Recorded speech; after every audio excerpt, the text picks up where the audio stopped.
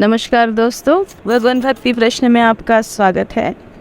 ध्यान की अवस्था के दो मैंने नियम बताए आपको। एक तो आहार विहार और दूसरा जो है वो दैनिक जो कर्म होते हैं उन कर्मों की हमें सुबह हो या रात हो, जब हम उठते हैं और जब हम सोते हैं उस समय हमें अपने ईश्वर को हमारे किए हुए हर दिन के कार्य को समर्पित करना है और शुक्रिया करना है। इस क्रिया से निरंतर हमें सकारात्मकता महसूस होती है, हमारे जीवन में सकारात्मकता चीज़ों की ओर हमारा जीवन अग्रसित होने लगता है। तो ध्यान कैसे करना चाहिए, इसके लिए मैंने 2 नियमों का पालन करने के लिए आपको बताया है कि हमारा आहार सात्विक होना चाहिए और हमारी दिनचर्या जो है वो दैनिक कर्म हमारे अच्छे होने चाहिए, जिसकी वजह से हमें रूटीन में अपना लाइफ जीने को एक हेल्प मिलता है।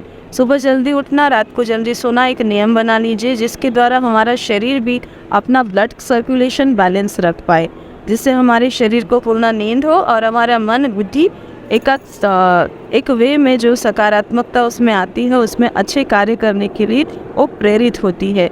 तो सर्वप्रथम जब हम उठते हैं, सो के जब उठते हैं तो अपने ही बेड पे जल्दी से नहीं उठना चाहिए, धीरे से बाई करवट लेके सीधा होके और फिर बैठ जाना चाहिए और उस समय अपने ईश्वर को धन्यवाद देना चाहिए कि ये प्रभु आज का दिन दिखाया, आज भी मेरी सांसें चल रही है। सही है, हर एक सांस ईश्वर की दी हुई है। आज किसी को पता नहीं है कि नेक्स्ट मोमेंट क्या होगा। अगर ये पता रहता तो हम अपना निर्णय खुद ले सकने में सक्षम होते थे कि जीवन का निर्णय हम नहीं ले सकते। तो हमारे सांसों के प्रति हमें शुक्रिया अर्पण करना चाहिए अपने ईश्वर को कि ये प्रभु आज का दिन भी आपने मुझे दिखाया, आज का दिन मैं आपको समर्पित करते हैं। हम आपके ही श्री चरणों में अपना जीवन समर्पित कर दे, अपना दिनचर्या की शुरुआत करते हैं। फिर कराग्रे करना चाहिए अपना। सभी को कराग्रे वस्ते लक्ष्मी, कर मध्य तो सरस्वती, कर मूले तो गोविंदम, प्रभाते कर दर्शन, अपने हाथों को देख के उसको नमन करना चाहिए। ये क्रिया इतनी महत्वपूर्ण है और इतनी निस्संदेह फायदे की है कि हम अपने हाथों को शुक्रिया कर रहे हैं और अपने ही हाथों में कराग्रे वस्ते लक्ष्मी, कर मध्य तो सरस्वती, कर मूले तो गोविंदम, जीवन का राज ही इसी हाथों में, अपने दोनों हाथों में छुपा हुआ है। जहाँ भगवान ने ये श्लोक की उत्पत्ति करके ये बताया गया है कि हमारे ही हाथों में लक्ष्मी है और हमारे हाथों में ही सरस्वती है और गोविंद हमारे ही हाथ में शक्ति है और हमें गोविंद की ओर जाने का मार्ग अग्रसर करने वाले इन हाथ ही है। हाथों से अच्छे कर्म करने से निसंदेह बुद्धि शुद्ध होती है और हमारी आत्मा निसंदेह पवित्र होते जाती है और हमें अच्छे कार्य करने के लिए प्रेरित करती है। तो सबसे पहले उठने के बाद अपने हाथों को देखना, ये अपने हाथों की पॉजिटिविटी बढ़ाना, अपने मन बुद्धि शरीर की पॉजिटिविटी बनाना, ये सब कार्य हमें करने के लिए प्रेरित करता है। तो ये श्लोक जो है अपने आप में एक महत्वपूर्ण कार्य निभाता है अपने जीवन को सकारात्मकता देने के लिए। तो सर्वप्रथम उठने के बाद में अपने हाथों को देखें, धरती माँ को प्रणाम करें। धरती माँ का भी प्यारा सा श्लोक सभी को मालूम होगा। समुद्र वसने देवी पर्वतस्तन मंडले, विष्णु पत्नी नमस्तुभ्यम पाद स्पर्शम क्षमस्वे।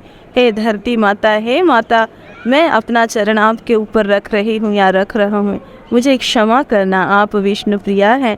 हे माता रानी, आपके गोद में हम निरंतर चलते रहते हैं, अपना कार्य करते रहे हैं। अपने माता को अपना पैर स्पर्श करना बहुत ही ज़्यादा ये सबसे बड़ा अपराध होता है, इसलिए निरंतर वो हमें अपने गोदी में खिलाती हैं, हमारा पैर उन्हें दिन भर लगता है। तो हम सर्वप्रथम उनको माफ़ी मांग के उनका चरण अपना उनके ऊपर रखे कि हे माँ, हम तो बालक है, अबोध है, नहीं जानते, हमारा चरण आपको लग रहा है, उसके लिए क्षमा चाहते, क्योंकि ये धरा ही हमारी, ये नेचर ही हमारी सब कुछ है।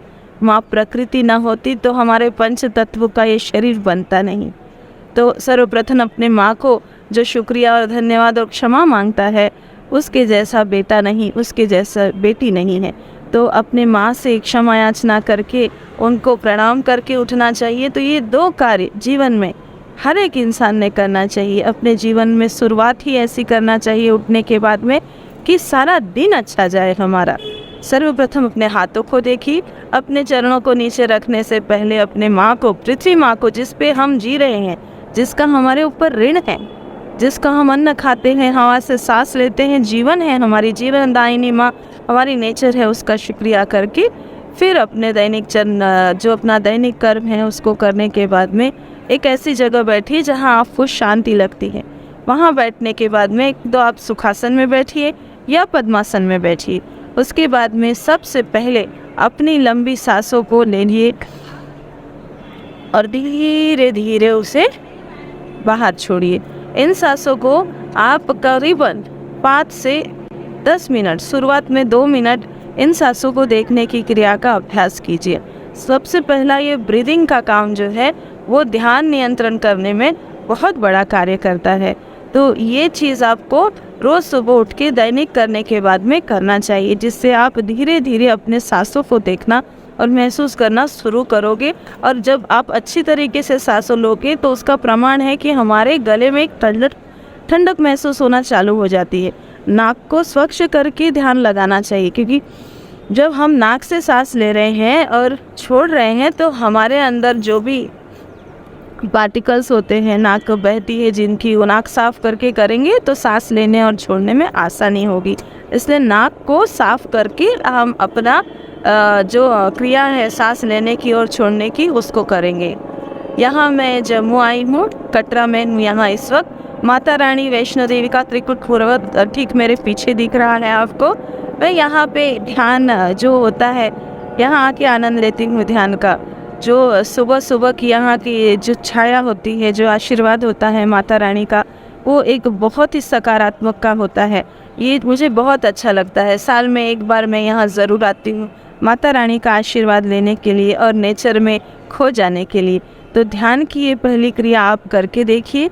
इसके बाद में मैं आपको दूसरा स्टेप सिखाऊंगी। जय माता दी।